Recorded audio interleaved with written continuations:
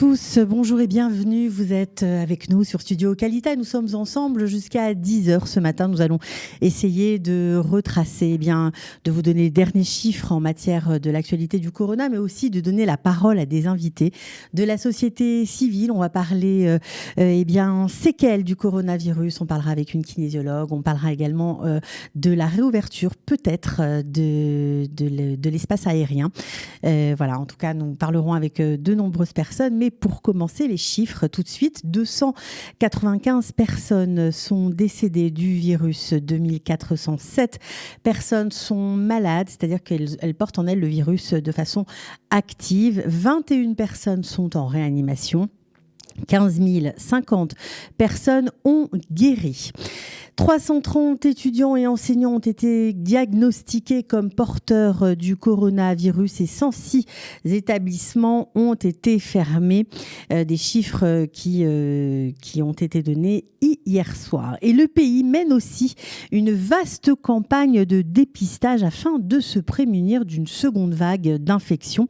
Selon le ministre de la Santé, 16 133 tests de dépistage ont été réalisés en 24 heures, soit près de 1000 de plus qu'au moment où les tests ont été le plus haut dans le pays. On parlait à l'époque de 15 367 tests. C'était le 20 avril dernier. Et selon le gouvernement, 40 000 tests quotidiens pourraient être réalisés très bientôt.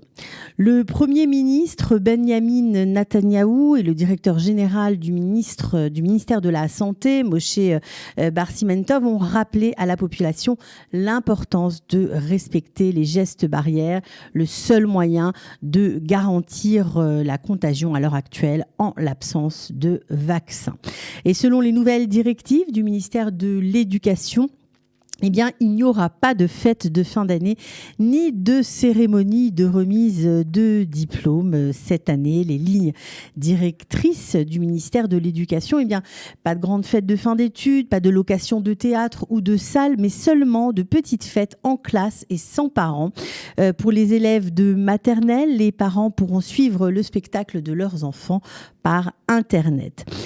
Donc les fêtes de fin d'année pour les plus grands devront se dérouler en extérieur. Un professeur masqué montrera les gestes à faire et 50 personnes maximum, élèves, personnels et professeurs auront le droit d'être présentes et bien sûr toujours en respectant les consignes de sécurité.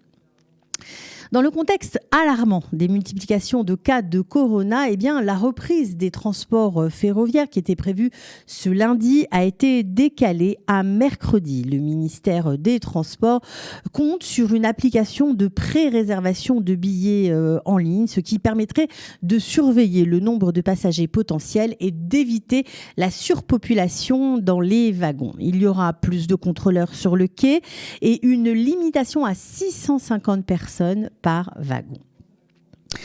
Plus globalement, à Jérusalem, on a trouvé 185 nouveaux cas, nouveaux patients qui ont été diagnostiqués cette semaine. À Tel Aviv, 84. Quelques chiffres à présent concernant le coronavirus dans le monde. Le Brésil est depuis jeudi le troisième pays comptant le plus de morts, 35 026 décès répertoriés et plus de 645 000 cas. Un nombre que bien des spécialistes considèrent comme largement sous-évalué faute de tests en nombre suffisant.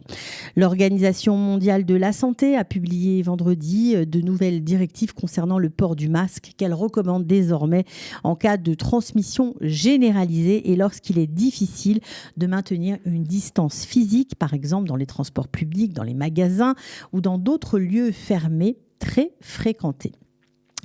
À l'instar de son homologue américain Donald Trump, le président brésilien Jair Bolsonaro a menacé de retirer son pays de l'OMS. Tout au long de la crise sanitaire, Bolsonaro a imité Donald Trump en minimisant la gravité de la maladie et en exhortant à maintenir une activité économique normale, en vantant l'efficacité d'un traitement qui divise les scientifiques, l'hydrochloroquine. Et le Brésil, donc depuis nuit jeudi, on l'a dit, le pays comptant le plus de morts, un nombre que bien des spécialistes considèrent sous-évalué. Face à cette vague de contamination, le Paraguay a affirmé vendredi qu'il refusait de réouvrir sa frontière avec le Brésil et dans le reste de l'Amérique latine. Eh bien, la maladie continue sa progression galopante, mettant sous pression les systèmes de santé. Au Mexique, le virus a contaminé 110 000 personnes, a causé 13 170 morts selon un bilan communiqué hier soir. Au Nicaragua, la Fédération internationale des droits de l'homme a accusé le gouvernement de cacher la gravité de l'épidémie qui aurait fait 46 morts selon le ministère de la Santé. Plus au nord, le président américain Donald Trump a assuré vendredi que les États-Unis avaient largement surmonté la crise, commentant les chiffres du chômage en mai, 13,3%, alors que les plus pessimistes craignaient presque 20%. Monsieur Trump a vanté la force de l'économie américaine. Cette force nous a permis, je cite, de surmonter cette horrible pandémie. Nous l'avons largement surmontée, a-t-il déclaré lors d'une conférence de presse à la Maison-Blanche. En Californie, les tournages de cinéma et de télévision pourront reprendre à compter du 12 juin en Floride. Le parc d'attractions Universal d'Orlando a réouvert vendredi, le premier parmi les nombreux parcs d'attractions fermés par l'État il y a à peu près 3 mois. Les États-Unis comptent à ce jour 109 000 morts du Covid-19 selon le comptage de l'université de Johns Hopkins.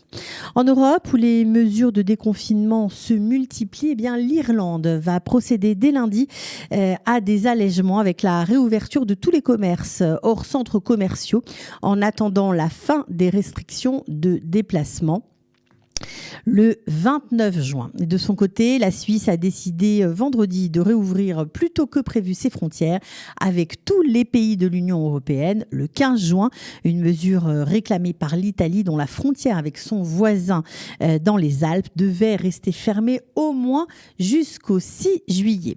La République tchèque, quant à elle, a aussi décidé de rouvrir ses frontières avec l'Autriche et l'Allemagne 10 jours plus tôt que prévu. Chypre accueillera dès mardi des touristes, mais oui, offrant de couvrir leurs frais de santé en cas de contamination sur l'île.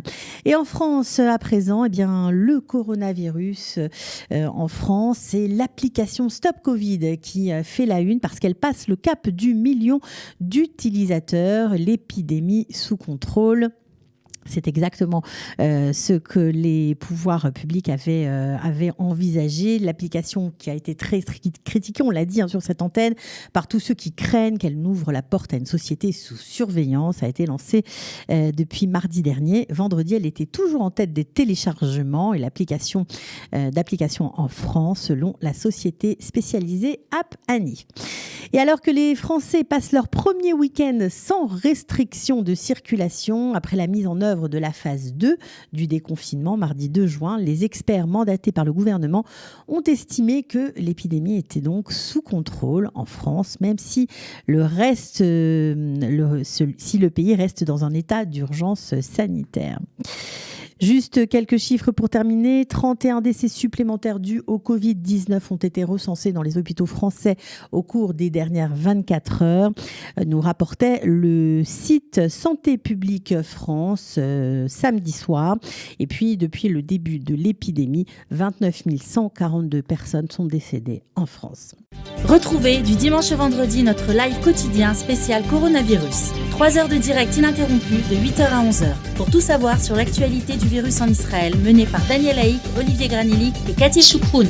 Le live Studio Qualitas, c'est tous les jours en direct, puis en replay sur Facebook, YouTube ou sur notre application et sur le site studioqualita.com.